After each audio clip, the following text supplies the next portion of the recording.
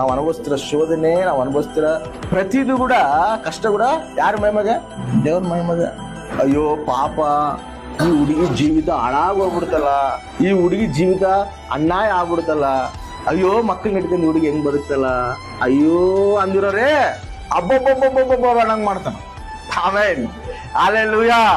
ಹಾಳಾಗೋಗಿಲ್ಲ ಜೀವಿತ, ಹಾಳಾಗೋಗಿರೋ ಜೀವಿತಗಳು ನಿಂದಿರ್ಸಂಗ ಮಾಡ್ತಾನ. ನೀನೇ ಅನೇಕರಿಗೆ ಆಶೀರ್ವಾದಕರವಾಗಿರಂಗ ಮಾಡ್ತಾನ. ಎಲ್ಲರೂ ಏನ್ಕಂತಿರ್ತಾರೆ ಹೇಳು?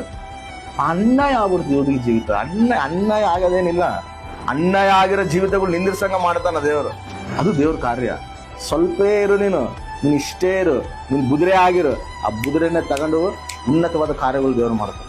ಅದನ್ನ ನೋಡಿ ಆಶ್ಚರ್ಯ ಆಗ್ತಾರೆ. ಅವಾಗ ಏ ಸ್ಥಿತಿನಲ್ಲಿ ಇದ್ರು ಇವ್ರು, ಈ ಜೀವಿತಗಳೇ ಪತನ ಆಗ್ತಾವ ಅನ್ಕೊಂಡ್ವಿ.